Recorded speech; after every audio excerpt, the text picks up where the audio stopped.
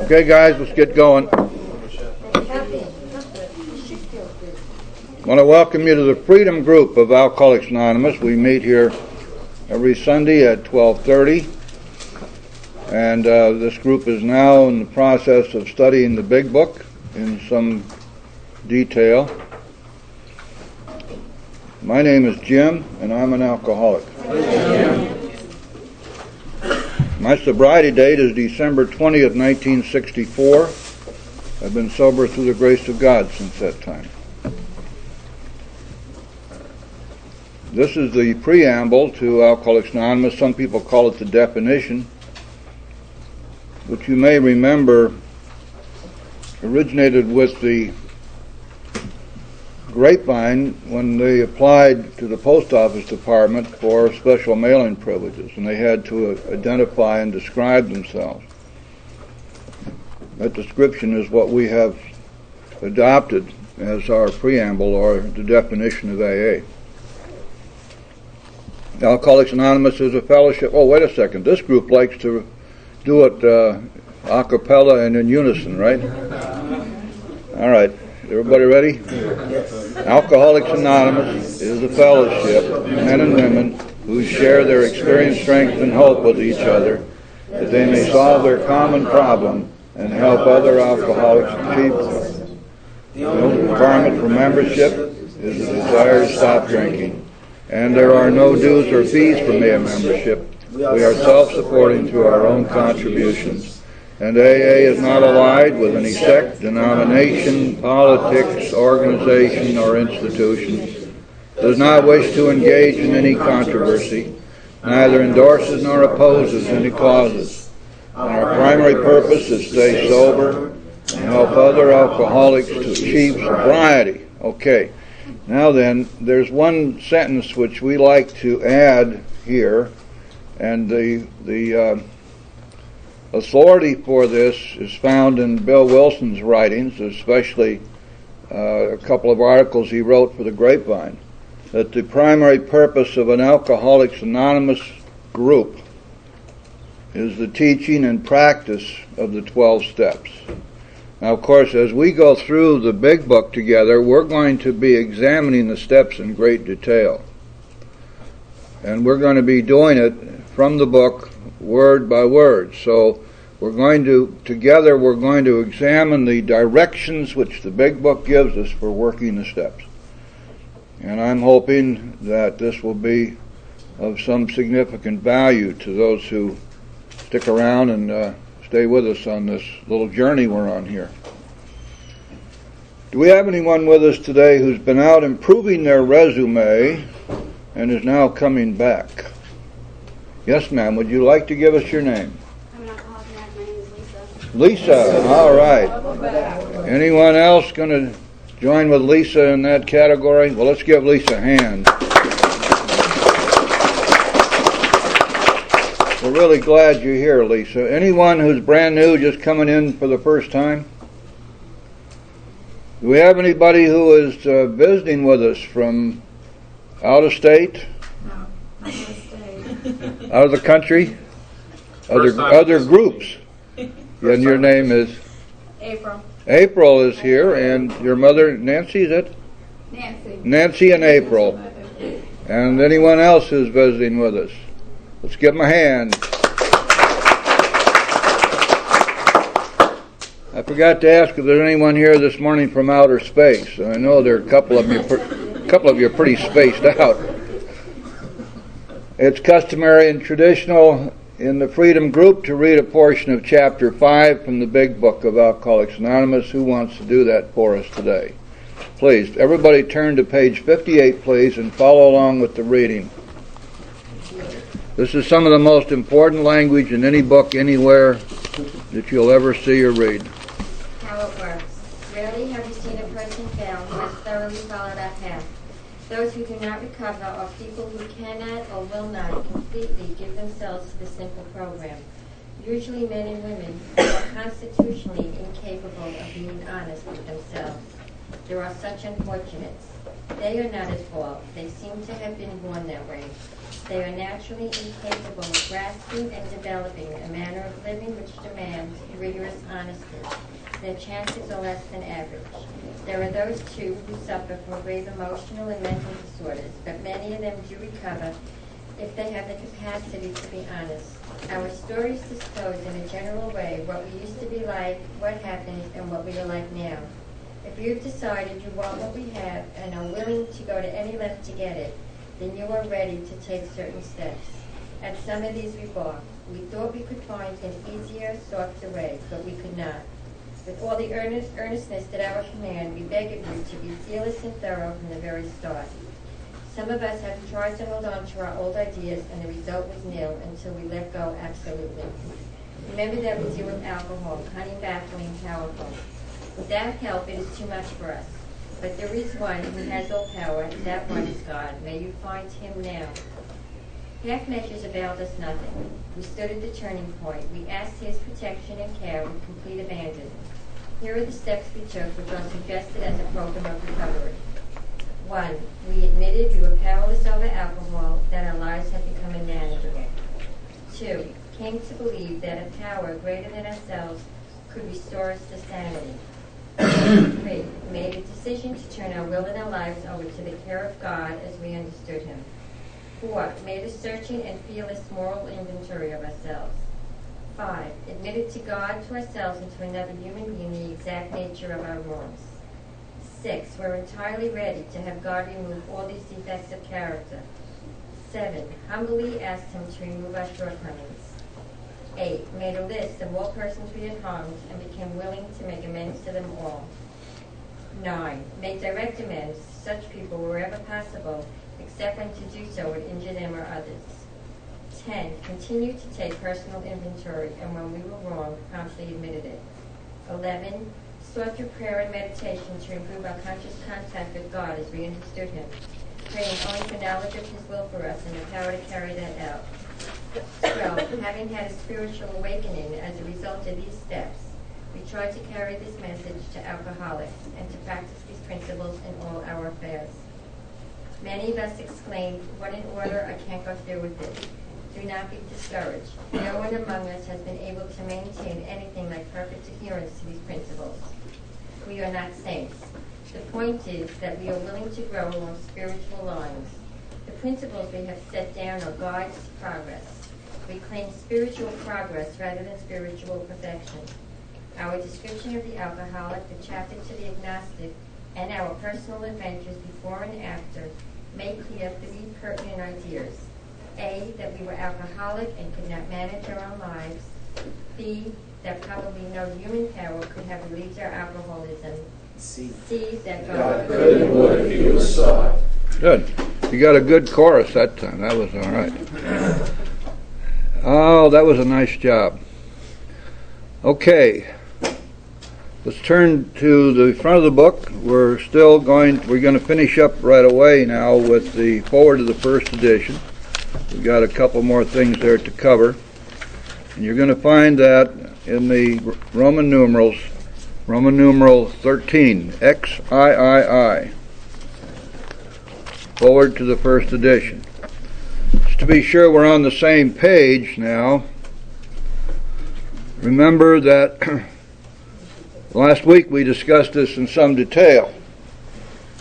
When this book was written, it was written with the purpose of carrying the message to alcoholics all over, and not only all over the United States, but all over the English-speaking world, who could not and were not anywhere near an AA meeting. There were only 3 groups, only 3 cities that had AA at that time.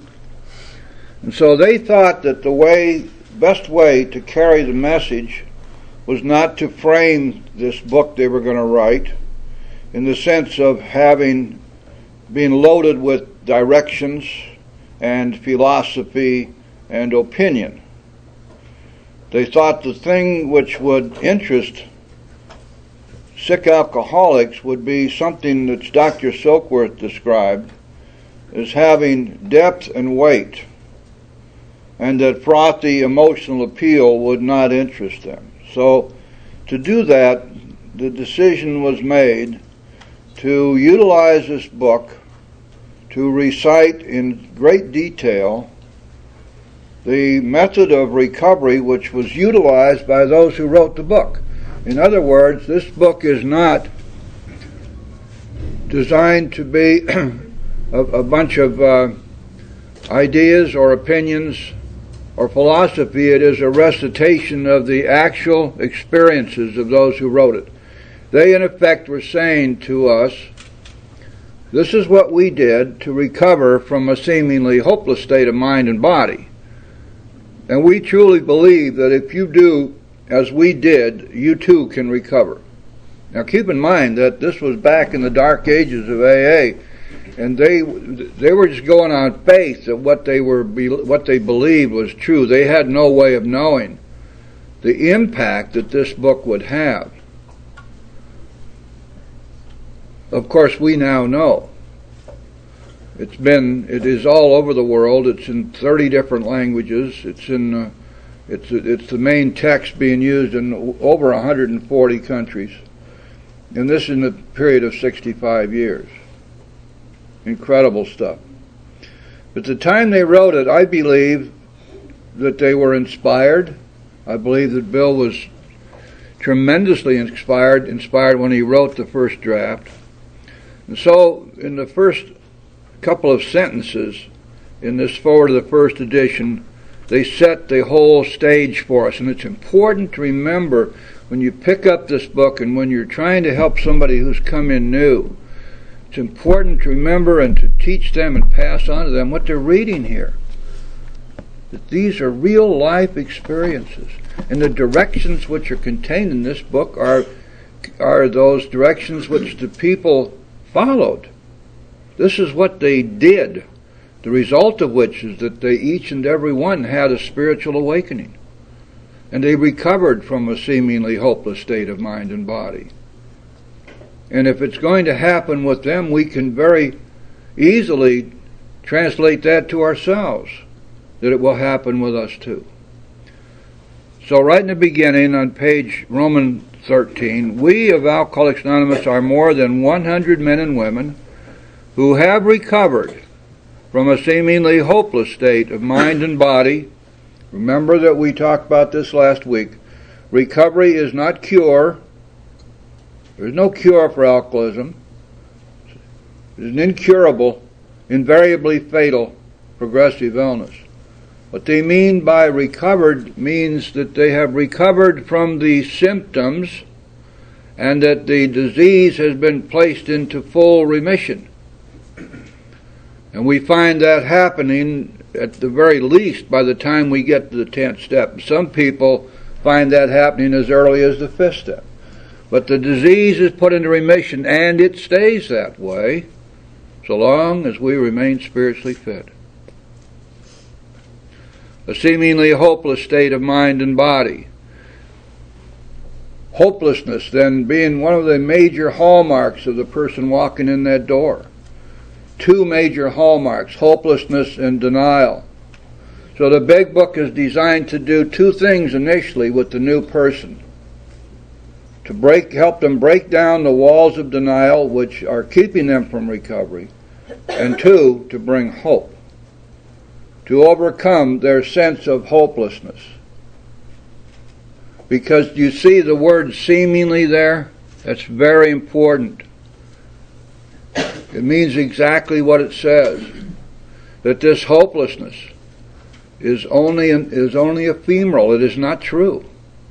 You see, if it were true that we were in fact hopeless, there would be no point in AA or the Big Book, would there? The very reason that we are here, and the very reason we have the book and the program of recovery, is that alcoholism is not hopeless. We can recover from it. Think what Dr. Bob said back in his story, in the last paragraph in his story, talking about the program of Alcoholics Anonymous, talking about the 12 steps. He said, it never fails. if we go about it with one half the zeal we used to go about getting our next drink. It's a great promise, coming from a man who was known for his absolute honesty and veracity. And what he was telling us was, okay, if you want to stop drinking for good and all, here's what you do. You take these steps and you work the steps. You go from a place of rebellion and defiance and denial to a place of surrender and obedience. And you stay there. And you continue to grow spiritually. And when you do, you will find that you may enjoy a lifetime of sobriety. Not only that, but a great life on top of it. And so they went on to say this, to show other alcoholics precisely how we have recovered is the main purpose of this book. We must never forget that. When we read this book, it is to show us how the first people in AA recovered. Not to tell us how we must do this, to tell us what we must do if we want to follow their footsteps. What do we read in chapter 5? Rarely have we seen a person fail who has thoroughly followed our path. It is an apocryphal story, I believe, but nevertheless one that has continued to have a lot of coinage around the fellowship. That Bill was once asked, would you change any words in the big book? Supposedly his answer was, yes, I would change the word rarely to never. I like to believe that he said that, because I believe it's true. When somebody is new and I have a chance to talk to them, what I tell them is this, and I look them right in the eye when I do this. If you follow the directions in this book, if you work these steps in accordance with the directions in the big book, and with a good heart, and you don't cut any corners, and you do it without reservations, I promise you'll be okay.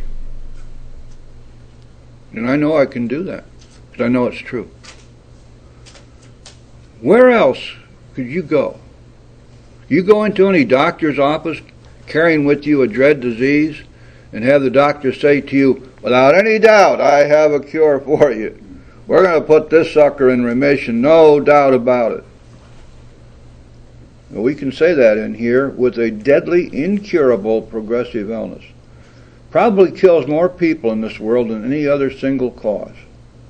Most people who die of alcoholism are listed on the death certificate with heart failure or liver failure or pancreatic failure or some kind of cancer. But the real cause, going back into their history, will be alcoholism and the constant and abusive ingestion of alcohol. And so we're not dealing with something, little puny idea here that you have to run out and spell the name for people in order to raise money. We don't raise any money, do we? Except among ourselves. Which reminds me, at the halfway point, we're going to pass the basket and we have to pay the rent, so I'll warn you right now. We're doing well, by the way. This group is doing very well. Anyway, we've got a book here that tells us precisely how the people who wrote the book recovered. Now that's a wonderful thing. Remember what they're saying to us. If you do what we did, you too will recover. Now why in the world would we do anything else? Why in the world would we listen to the siren song of all these human solutionists out there who've got all of these things that they've made up as being somehow or another connected with recovery? Why would we expect recovery from people who are not helping us and teaching us how to work the 12 steps? Once in a while, I suppose there is a recovery from that. Why would we go someplace, however, for recovery when we can come here and do exactly what we're directed to do, and we're told that we will recover, and we will. But it's easy for us to get off the path, and it's easy for us, as chapter 5 tells us, and we read it every meeting, follow the easier, softer way. And there are a lot of people around the rooms who teach the easier, softer way, and they find a great following. People really want to hear things like, well, you don't have to read that book, or, just it doesn't matter how you work the steps as long as you work them. And some places work one step a year. And in other places, your mind doesn't straighten out for 5 years, so don't worry about it. Just don't drink and come to meetings. Well, we love that. We don't have to do anything. We don't have to get honest with ourselves if we follow that plan of action.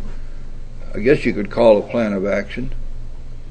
That's not what the Big Book tells us to do. It has time limits in it, believe it or not. And if you were here when we were doing the steps together, you remember them. So this book then details for us a method of recovery which is tried and true, and millions of people have used it to recover. There is nothing now which is doubtful. You could say when it was first written, what do these guys know? There are only 100 of them. Maybe they all just got real lucky, or maybe they weren't real alcoholics to begin with. Not now. Millions of sick, suffering, chronic alcoholics carrying a disease which is incurable and deadly have recovered. They have had that disease put into full remission. So we know. Still, the human soul seems to cry out for something easier. And we're scared to death of looking at ourselves, and we don't like it, and we look at that 4th step, and that 5th step, and that 9th step. And we got to remember what we hear at every meeting also in chapter 5, the first paragraph, that those who do not recover are people who cannot or will not completely give themselves to this simple program. Usually men and women who are incapable or unwilling to be honest with themselves. See, when we talk about this being an honest program, we got to remember what we're talking about. The honesty has to be with us, with ourselves, first. And when we look at the 4th step and we are looking at dishonesty as a character defect, much of what we find is our self-delusion, our rationalizations, our lying to ourselves. And that's deadly for us. And a lot of people aren't willing to face the prospect of finally, after all these years, getting honest with themselves and about themselves. Now then, at the bottom of page Romans 13, we find something very interesting. If you remember, if you've read anything about A history, you will remember that in 1945, which was 6 years after this book was published and this foreword was written, in 1945, Bill Wilson was asked to write out the traditions of Alcoholics Anonymous. They didn't call them that at that time, but the rules that we ought to be following, or the suggestions that needed to be made for the fellowship and the groups to follow in order to avoid the pitfalls of other groups and avoid the pitfalls of power driving, of hierarchy being put together, pitfalls which would come about because of some rules about who could be a member, all that stuff, and then especially the pitfalls about money. And so Bill wrote the 12 traditions. They originally called them the 12 points of AA tradition. And that was in the long form, so-called. And then in 1950, the traditions were adopted by the First International. And so if we look at that little bit of history, we say, well, wait a second, then all this stuff really came from 1945. But we look here at this forward to the first edition, we find that's not true at all.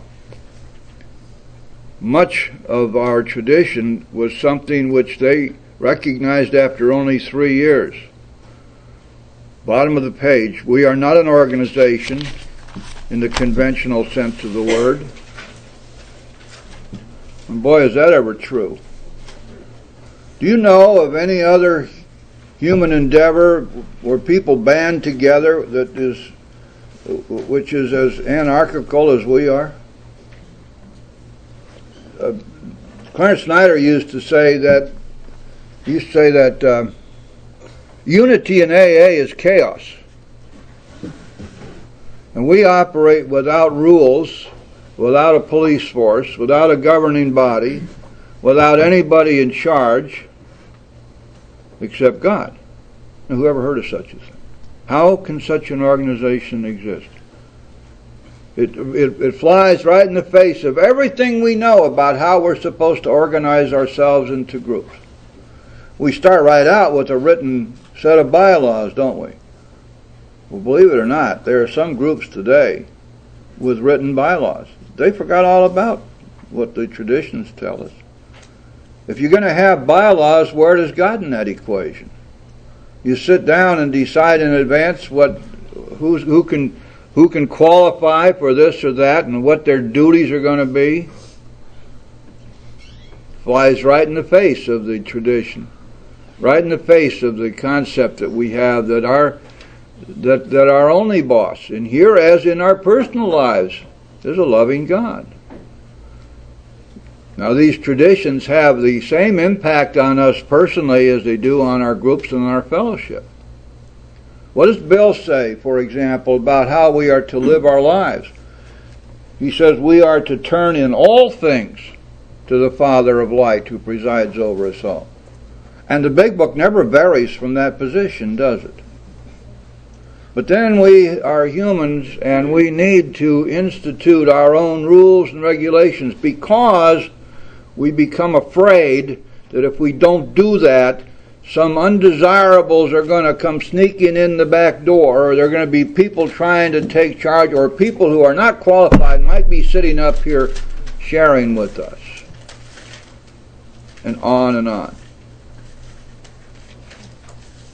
Also, it's very important to many of us to preserve our positions, preserve our position of authority, to be looked up to as the grand guru of the group, and this kind of thing. So we pass all this stuff. And yet, if we are to function in some kind of a spiritual realm, we're going to let God be the guide and speak to us through our group conscience. And whatever it is that comes up, we will submit it to group conscience, and we'll do that any time the group gets together. We don't have to wait for some business meeting to take a group conscience. The group is here right now. If anybody in this group right now decided that there was something they wish to submit to group conscience, all they have to do is raise their hand and say so. And we can do that right now, today, this moment. Think about it. What is a business meeting? Is that a meeting of Alcoholics Anonymous? Maybe, if it's conducted properly. But why is it only once a month we get to consider those things which may be of vital concern to us today? You think about that. So when we look at the 12 traditions, we see that they were finally formalized. But now let's go back here on page Roman 14, XIV, top of the page. There are no fees or dues whatsoever. Does that sound familiar? I hope so. The only requirement for membership is an honest desire to stop drinking. Well, now that word honest is a little bit of overkill, isn't it? If you're going to have a desire, how can a desire, which is a real desire, not be an honest desire? I haven't been able to figure that. They left that out, of course, when in the tradition itself. An honest desire to stop drinking. A lot of people now like to do, because we're always doing this, we like to do takeoffs on words. And now in many groups you'll hear a person get up and say something like, the only requirement for membership is a desire to stop drinking, honest or dishonest. How in the heck can you have a dishonest desire? It makes absolutely no sense, does it? And yet these things get repeated so much that we just go on with them as if they were sensible. I guess our minds aren't quite settled down into God's niche yet. Maybe we have to kind of flail around a little bit until we finally figure out what's rational and what isn't. The only requirement for membership is an honest desire to stop drinking. We recognize that. We are not allied with any particular faith, sect, or denomination. Now that's something which, you see, that had come real clear by the time these guys had been doing this for 3 years. And some of them had only been around for 6 months. Remember that the people who wrote the Big Book, the longest sobriety was a little over 3 years. And many of the people who helped write the Big Book had less than a year, and some had less than 6 months. And so we go around setting up these arbitrary time limits as if they meant something. I don't know. They don't mean anything. What I can ask you, Paul, have you had a spiritual awakening yet? Yes. How long have you been sober? 9 months. Good for you. Many groups won't let you chair a meeting. No. They won't allow you to speak. Why do you suppose that is? Fear. Yeah. Fear and power driving. We're going to keep control of this group. And therefore Paul, though he's had a spiritual awakening, is now carrying the message in accordance with the 12th tradition, is not eligible nor qualified to chair a meeting. And he certainly can't be a GSR or run for secretary or be a treasurer. You know how long the treasurer of my stairway group has had? 4 months. And she's doing a great job. Because the appointment of a secretary was left up to group conscience. And the people in the group knew her. And they knew her to be a reliable person. And she is, and she's doing a great job. Now, had we had this sort of arbitrary, artificial set of rules, this lady would not have been able to be treasurer, and we would have missed a real jewel among our trusted servants, you see. So we're not allied with any particular sect or denomination. This goes all the way back into ancient history, not ancient history, but as far as recovery from alcoholism is concerned, our guys were well aware of what happened to the Washingtonians back in 1834, 1835, 36, 37, 38, and 39, and 40. They existed for about 6 years. And then after that, they were still hanging around the edges. But the Washingtonians made this fundamental error, among other things, of affiliating themselves with religion. They, in effect, became an adjunct to religion. When they held their meetings, many meetings were in churches. They recruited the pastors and ministers and priests and rabbis. They specialized in working with the congregations. And they preached the prohibitionist line. And they pulled their membership from people who were, in those days, called dries. They had one significant difference between themselves and the Prohibition movement. Prohibition movement wanted to do away with liquor. The Washingtonians wanted to do away with drinking liquor. Their whole emphasis on sobriety and recovery from alcoholism was based upon total abstinence. And this was a brand new concept. Nobody had ever come up with this before. So for quite a while, they were very successful. But they got themselves totally enmeshed with this religious stuff. And their leaders, of course, were up on the Chautauqua stump and up at the podium and up in the churches, announcing themselves by their first names and last names and making a big deal out of themselves. They were collecting whole bunches of money. They had a good thing going there for a while, but then they started getting drunk. These grand gurus started getting drunk, and people started saying, "Whoa, what's going on here?" But the main problem was that they affiliated themselves with religion, and they used religion as the springboard to their membership.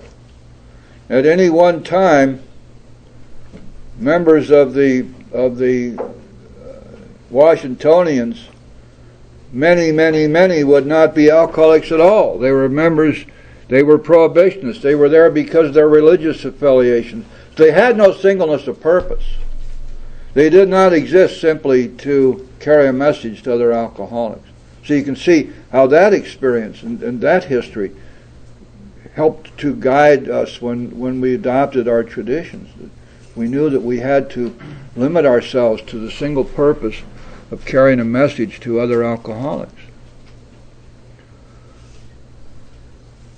And so we are not affiliated with any particular faith, sect, or denomination. However, many of our members are. There's nothing inconsistent with that. Each of us has the absolute right to live our lives precisely as we decide, hopefully with God's help. And if we are deeply religious, that's wonderful. There's no conflict with Alcoholics Anonymous. My first sponsor, I had two of them. One of them was a Jesuit priest, Father Joe, who helped write the Big Book. Father Joe told me right from the beginning, almost after I got to know him, that he had his religion in the church, but all of his spirituality had come from AA.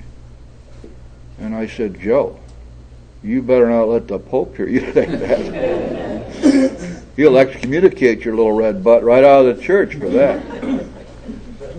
And I thought he was getting apostate on me, but he wasn't. I found out later, of course, that spirituality can be very successfully divorced from religion,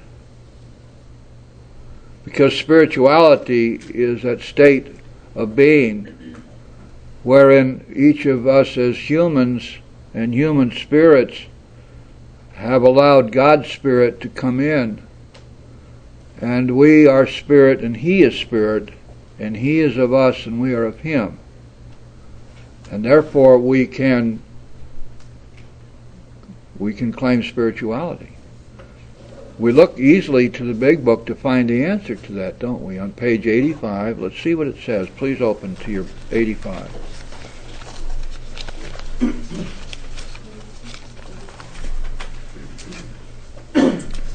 The last full paragraph on page 85.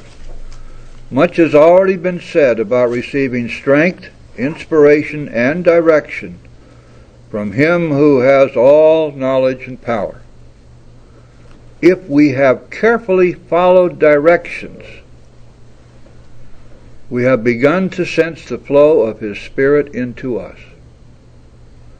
We have become God conscious. If you want to have a definition of spirituality in AA, I believe that you just turn to this page and it shows you exactly what spirituality means to us. God's Spirit has flowed into us, and we become conscious of Him. And as we work our 11th step, we improve and increase this God consciousness, which we've been granted by reason of having worked the first 9 steps. You see? It's very simple. All this stuff is very straight line. Boom, boom, boom, boom. Do this, get this. Do this, get this. And it goes right on down. And the promises, for example, are nothing but the inevitable result of working the steps. So let's go back on page Romans 14 again, please.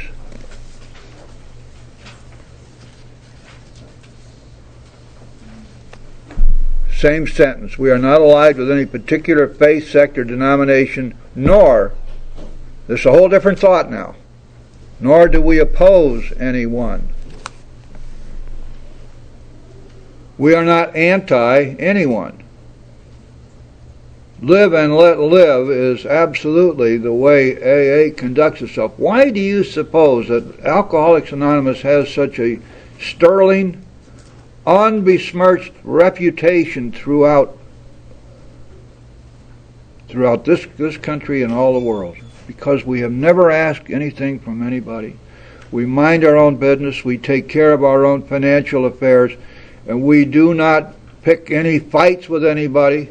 We don't oppose anybody. We don't take up positions on anything that has to do with politics or religion or morals. Our positions are simply stated in the big book, and they revolve around spiritual awakenings which each of us has, which accounts for the way we each as individuals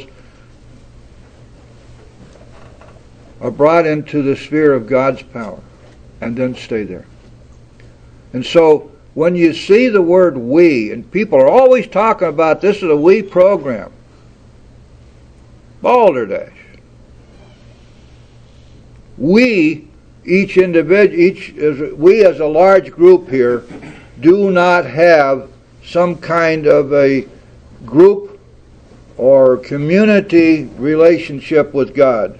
He speaks to us each individually. A group conscience is the conscience of each one of us as we pull it together into our group. The group consciousness is something which comes only in our relationship individually with God. We don't work the fourth and fifth step together. This group doesn't go out and do a ninth step, everybody trooping into the office here to make amends.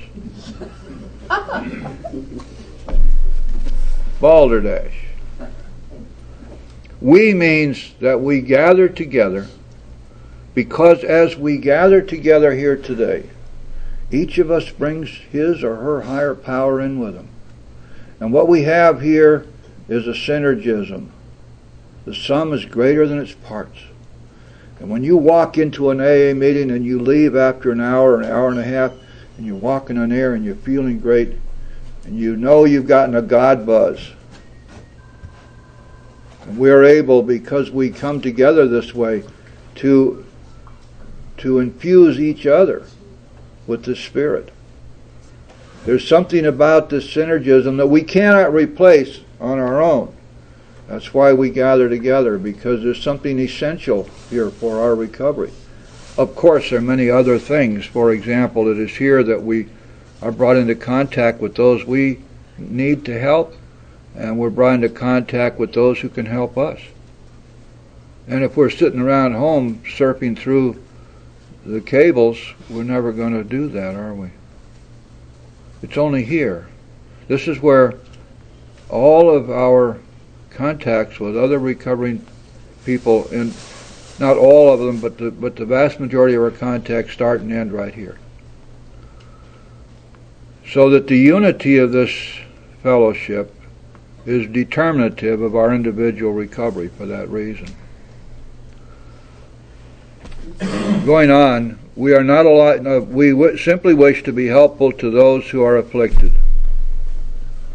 We shall be interested to hear from those who are getting results from this book, particularly those who have commenced work with other alcoholics. We should like to be helpful in such cases.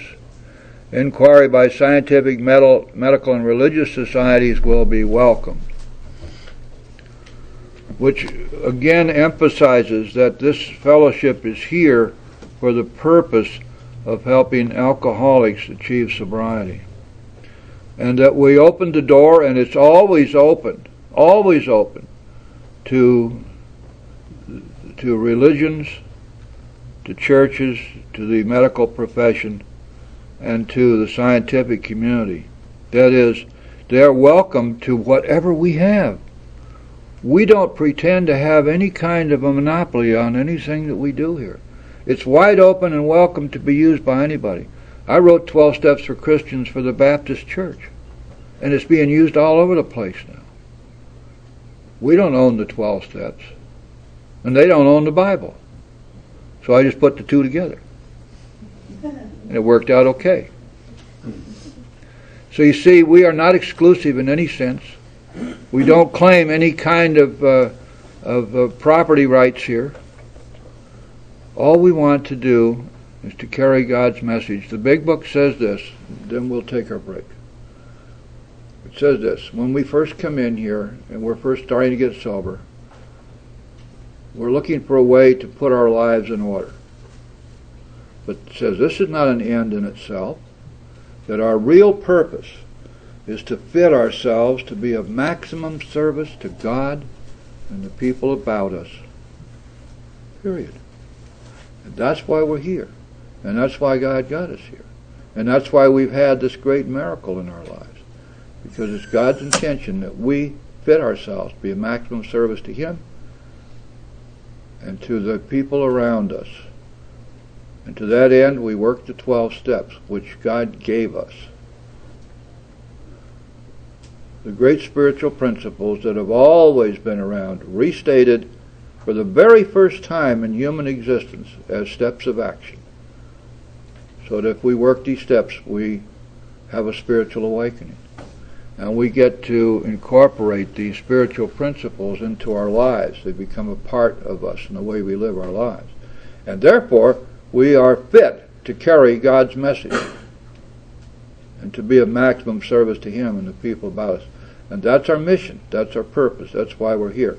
And any time we catch ourselves starting to think that our purpose for being here is to satisfy our own wants, needs, and desires, that we have an absolute right to all the selfish stuff that we carried in here with us, we better watch out, because every time we get buried in self, we block God out. We remember why we're here, then the rewards are greater than we could ever imagine for ourselves. We couldn't buy those things for $10 billion. Not for sale.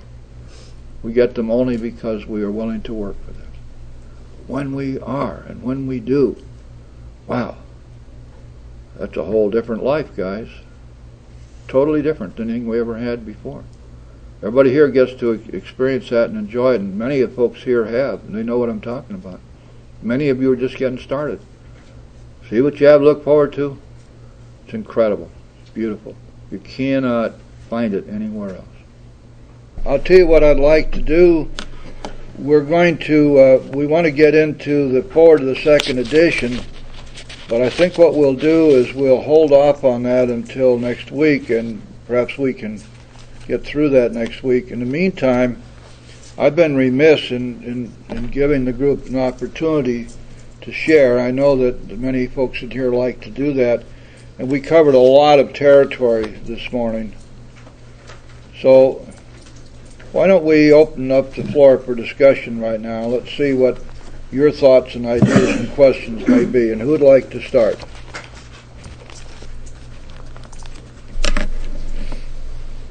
Yes.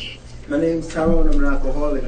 Tyrone. Like a little earlier, I can remember, coming into the rooms and, saying that I was just here for me, I know I'm here for me, but, things changed, I'm here for everyone else also. And it's like, like the we part of the fellowship, I'm like, it's like in the atmosphere of the room, I can help somebody can help me, and we all share one thing in common, our desire, my desire to stop drinking, and whatever other problems comes along with that, I say it in the group, and like now, for instance, if I'm going through something, I come out and say it, and when I was first coming into the rooms, whatever I would say, I didn't mind if it pertained to help anybody else. It was just to help me. But now I come to realize that, from what I have to say, it has an effect on other people too. And it took me a while to know that. When I first came around,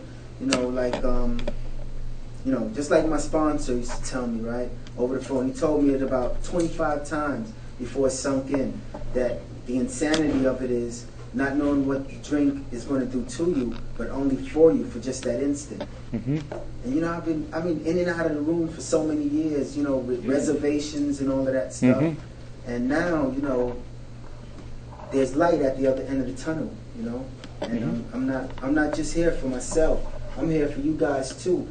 And it works the other way around too. You guys is here for me. Mm-hmm. So, I just wanted to share that. That's good. Yeah, thanks a lot, Sharon. Well, always remember, guys, how this thing got started. That Roland Hazard went to court for Ebby, and he pulled Ebby away from the court that was going to incarcerate him in a insane asylum, which is where they put us when they didn't know what else to do with us.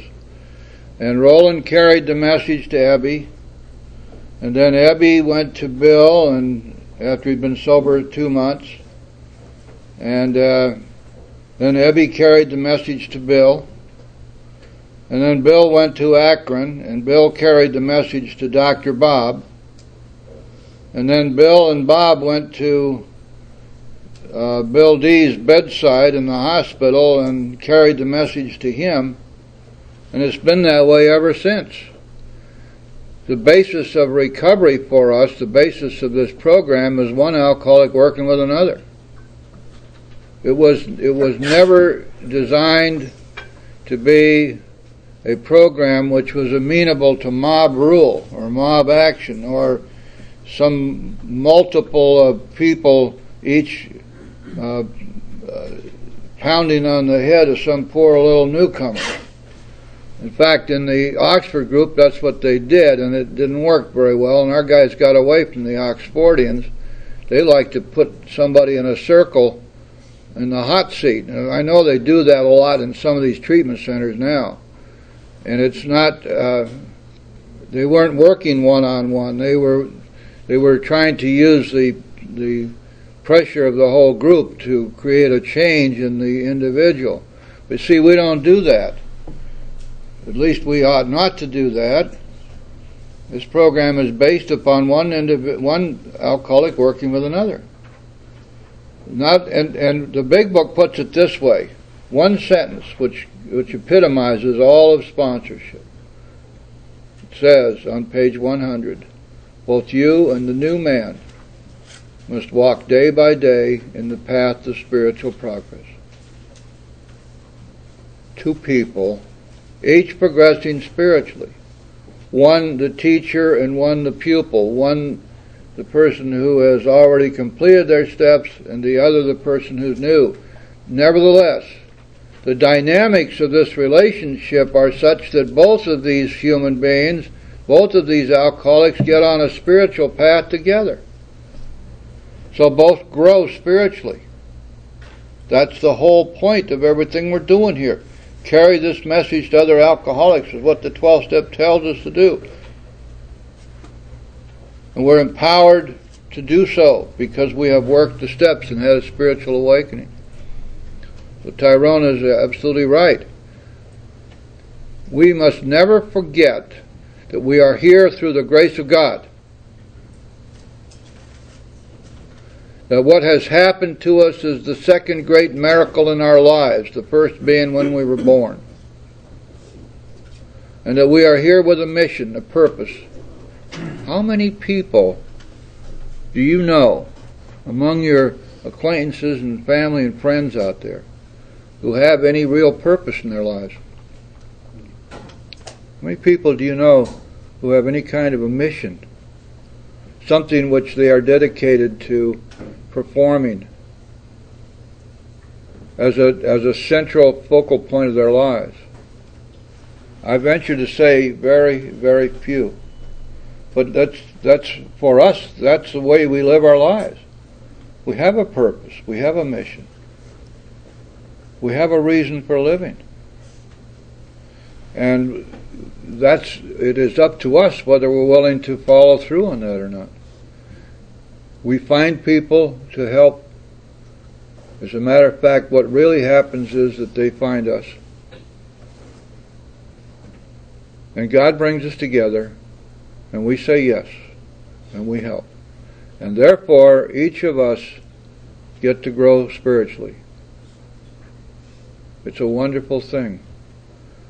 And it excludes the whole idea of selfishness and self-centeredness and self-absorption and self-centered fear,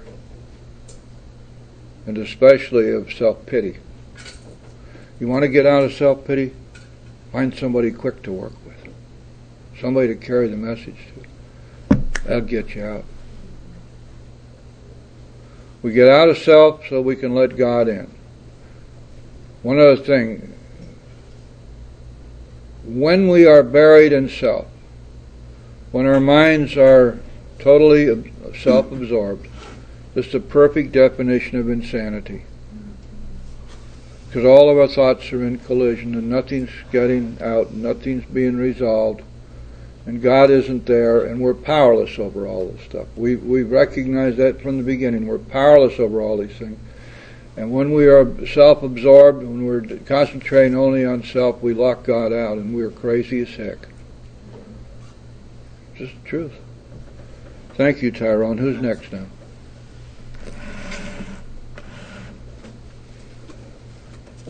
Yes. I'm Rose, and I'm a great welcome. Hey, Rose. And I was just sharing a minute ago here. You know, I've been in the program for a while, and every time I hear Jim speak, I get irritated because I go, oh, I've been in the program so long, and why didn't I hear this before? And I probably heard bits and pieces of it along the way. But I think like one of the things that I've heard the most, or one of the things to refer to, is like people share, they're 10, 12, 15 years sober and they're still sick. And that used to make me crazy. Especially when I first came in, I thought, well, golly, who wants to be here if you're going to still be sick? And, now I've got some time, around that, and I'm like, and I still feel sick. I mean, it's like, there's still more work to be done. And I think what I find really hard is that to find people like you, to find committed, people that want to really commit to it. I feel like I'm willing to commit to the program, the way I understand it now, like working a daily 10th and 11th. And I mean, I don't write it out every day, but I don't write it out every day because I don't have someone to call and share it with every day, and that's frustrating. And I just go, and things build up because I don't deal with the stuff, the daily resentments, the daily fears. My daughter was all set to go fly up to Wisconsin to see her grandmother for a visit, and then this happened July 4th. Now she's all paranoid again. Well, I got a lot of, that stuff I did write out about that, and I had a lot of fear about it myself, and then I got family members who were like, oh, you're making your daughter paranoid, you're doing this, and then I get resentment towards them, it's just the daily stuff, just old, stuff that feeds into the daily stuff, and it's like, writing down all those questions and doing those inventories, and I have to admit, I'm not big on praying for other people even today. I get in the resentment and I just kind of run with it. It takes over my thinking. And when I allow it to do that, when I allow those resentments to fester, I'm really in deep trouble. Because I feel seemingly, I needed to hear that seemingly hopeless because I feel very hopeless. I feel like I'll never change. My life's never going to get better or the way I imagined it to be, from the day I stepped foot in the rooms and committed to stay. It's like it's never going to happen. Never, ever. Though it's better, and I'm better than I was, the first day I came in here.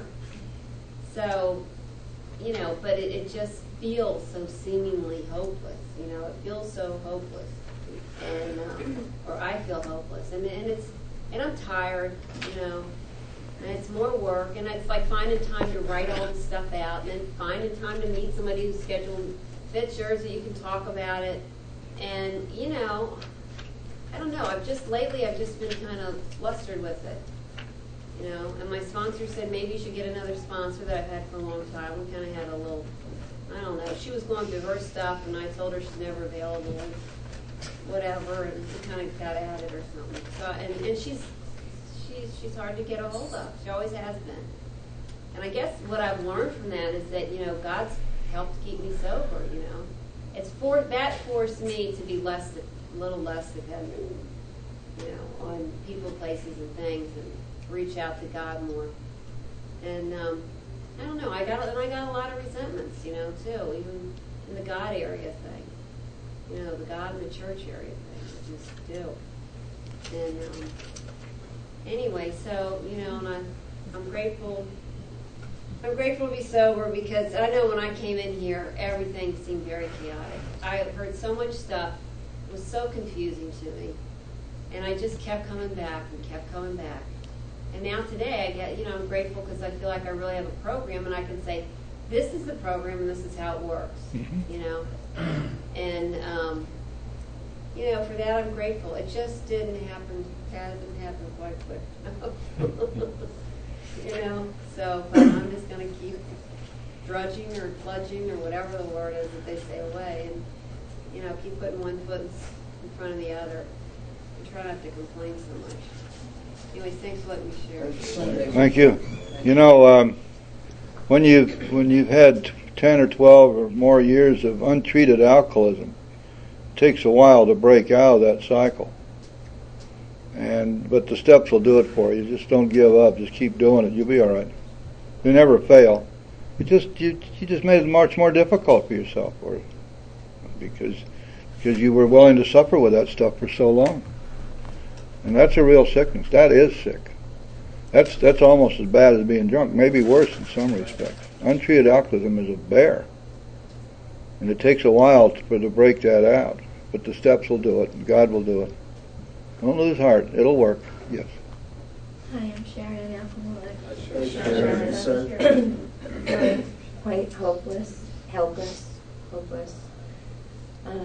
discouraged with myself because I've been in this program for about 12 years, and I'm back new again for maybe 10 days, and I keep picking up pills. And I reach a certain point, and then I go back down to I lose my confidence, and I feel like I need the pills to feel like a person, because I don't feel good enough again. And this is what happens. I'm working with 2 sponsors. They're not giving up on me. And I don't feel like I have another time. And I really feel like it's it. This is it. I just don't feel like I'm so tired of detoxing all the time. Yeah. I'm detoxing right now. And I can't take it anymore. I can't take this anymore. Yeah. And I don't mean to whine, but I gotta say that right now I'm angry because I was very connected to my higher power at one point in my sobriety. And I don't know, I do know what happened. I thought I was better. I stopped going to meetings. I got into society. I was normal. I was making money. I was looking good, feeling good. I don't need you anymore. You know? And that's what happens to me. The ego gets in the way. And I keep saying, okay, I had you to get me better, but I don't need you anymore to this program. That is what I do. I don't feel like I have still committed myself or admitted to myself and to my higher power, which I'm not feeling right now, that my life has become unmanageable, which it is. I lost my job. I have a child. I have bills to pay. My life has become really, truly unmanageable. I was so, where am I going to get the next drug or drink from? Sure. I lost sight of everything. It happened again. Thanks. That's true.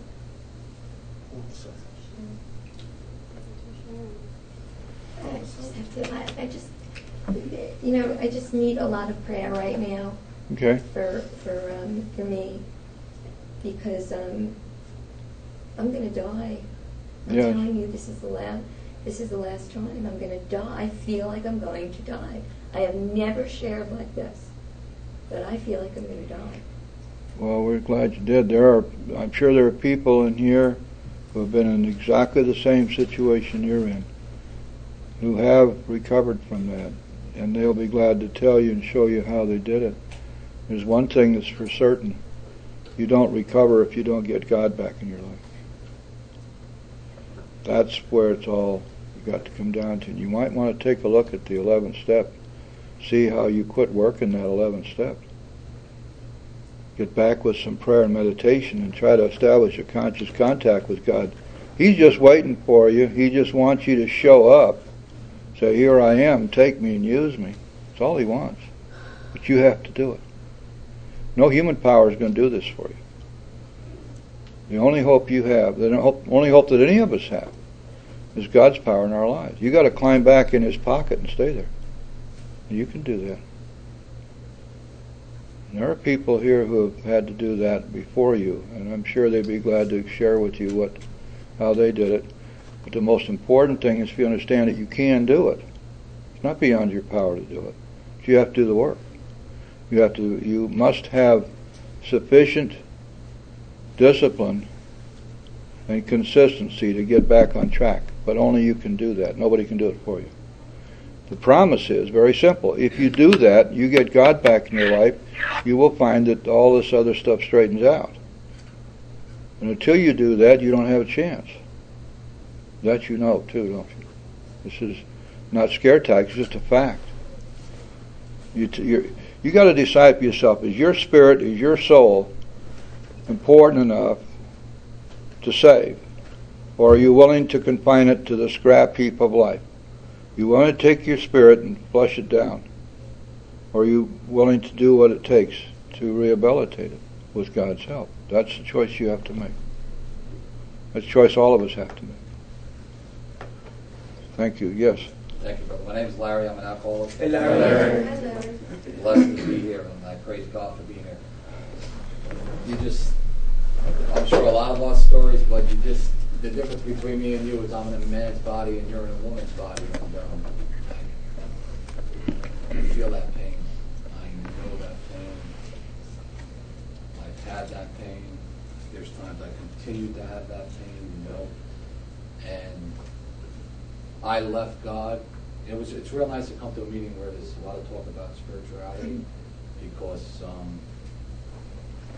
I tried it without a higher power, if you want to call it. I tried it without a higher power, and I was just, I became that person that I was just sharing with gentleman Burrow during our intermission.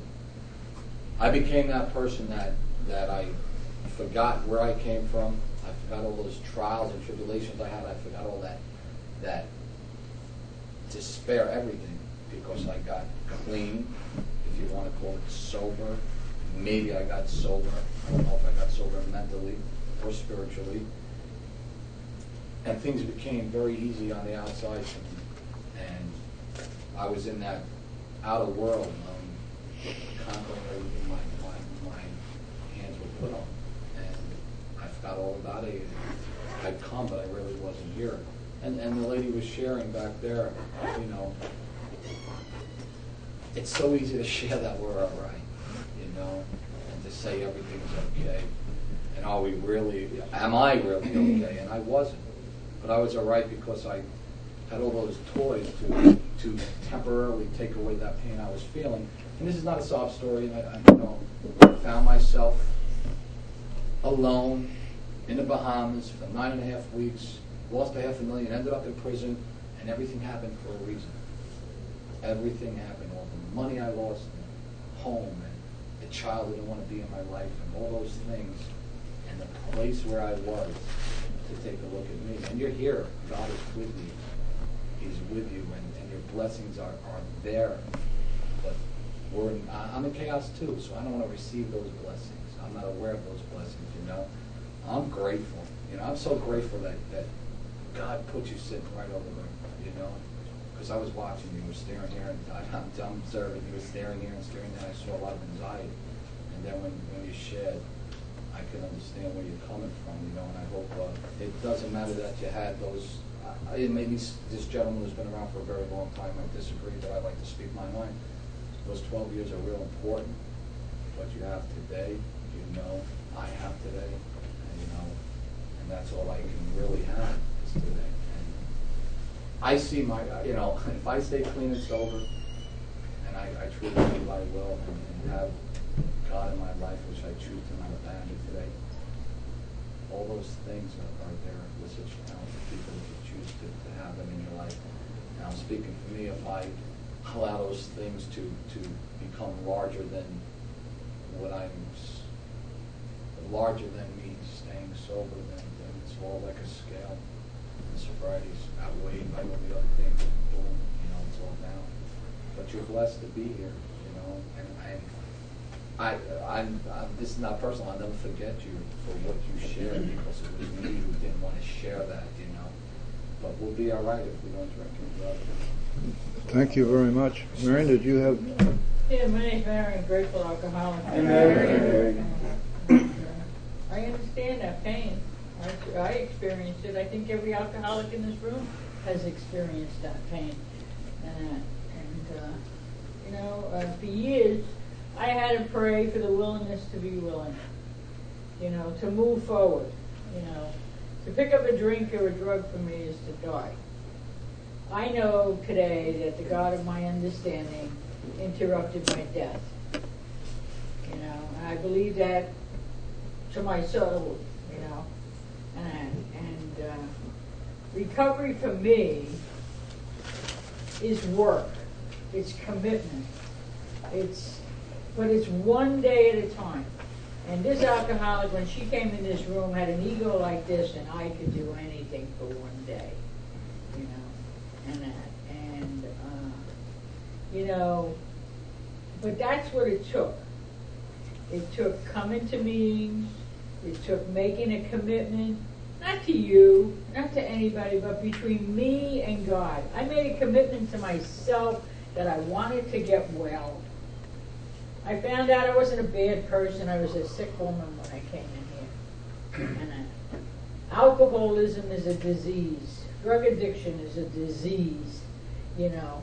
And yes, we inject it, we put it into ourselves. Why? Because our mind is sick. And as it says in the book, only God, you know, can heal that. And we have to seek it. 11 chapter says, sought through prayer and meditation. What am I seeking? I was seeking the truth about me. What was wrong with me? Help me. All of those things. But I did it moment by moment, day by day, you know, and I continue to do that today. My disease, yes, is in remission. You know, I really believe that. You know, many people get cancer and it goes into remission. Mm-hmm. You know, it's a disease, you know. And my disease is still out to get me. It's an insidious disease. It's a disease like no other disease in the world. You know. But the solution for me, I have found, is coming to these meetings. It's praying. It's helping somebody else. You know, all those things that you were talking about. And that. I have done that. I have experienced it. And I continue to experience it. Do I have problems? You better believe it. Everybody's got problems. It's just part of life. You go through, you have joyous occasions. I've married children off and had joyous occasions and have grandchildren and great-grandchildren. Joyous occasions. But I also buried sisters and brothers and mother and father. And the sad times come. Best friends, a sponsor, you know. But I don't drink about it. I don't get drugged up about it. I pray about it. They're in a better place, I know. You know. And I learned in this program. This program, it continues to teach me. I remain teachable. You know, tomorrow I'm going to, through the grace of God and Alcoholics Anonymous, I will be sober 28 years. Continuous sobriety without a drink or a drug. And I drank and I drugged for over 25 years. And I lived in it. My life became totally unmanageable. But because of Alcoholics Anonymous and not picking up that first drink again and not taking those pills again, I was able to raise 4 children. I was able to when the marriage got sick in all of those years. He was an alcoholic. He became an alcoholic.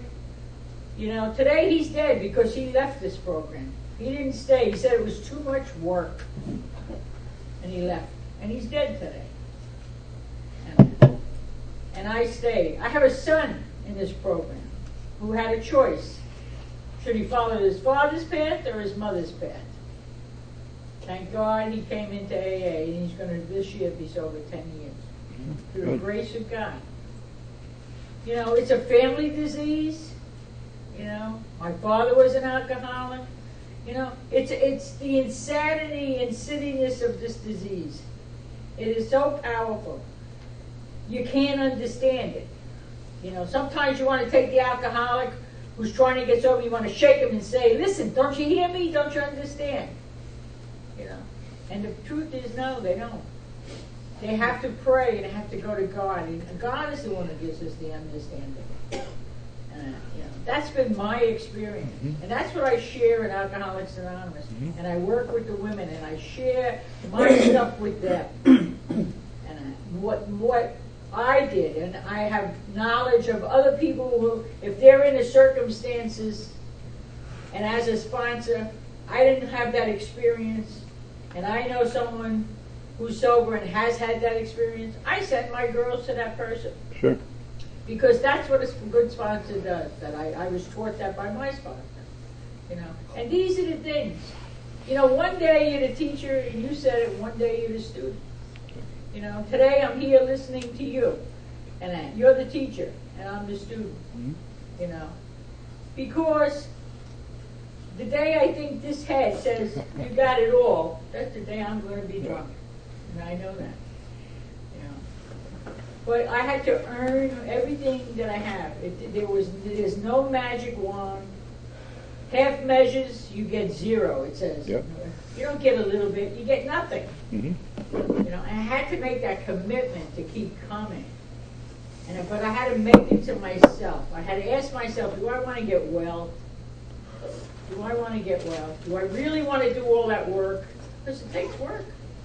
That's a 4-letter word alkies hate. You know, we don't like that word work. And I had to put disciplines in my life, whether I liked it or not. If I wanted to live. If I wanted to live this new life that this book talks about. A new way of living. You know, think life is going to happen. Good things and bad things. You know, in AA, that slogan says, this too shall pass. The good stuff passes. But you know, just like with the first drink, we were chasing it for years, get that feeling back. And you can't get it back. It's gone. You know. But today, God, with God's help, He creates new feelings in us, new beliefs, new experiences. You know. That's what AA has given me. You know, and I'm truly, truly grateful to Alcoholics Anonymous and people like you that I've met on the path. You know, and continue to meet.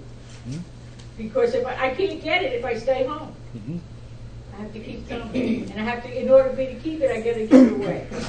You know, and that's the way it works for this alcoholic. You know? Thanks a lot for me. Yeah, good. Thank you very much. You know what, guys? I can be here all afternoon, but do you want to keep going, or we have more people to share, or do you want to close the meeting? Who wants? I just want to share for a minute. Go ahead, Mark. You know, I was in this program several years before I found out that the Big Book tells us exactly who we're going to find a higher power. Page 54 and 55. And it says that some worship of other things that we'd be in touch with, that we have a fundamental idea. So that helps me. Helps me a lot. And I'm glad you mentioned religion and spirituality, because when I mix them, I get sick. I think I got to keep them sick. Thanks. Thank you, Merle. Okay, does anybody want a chip today?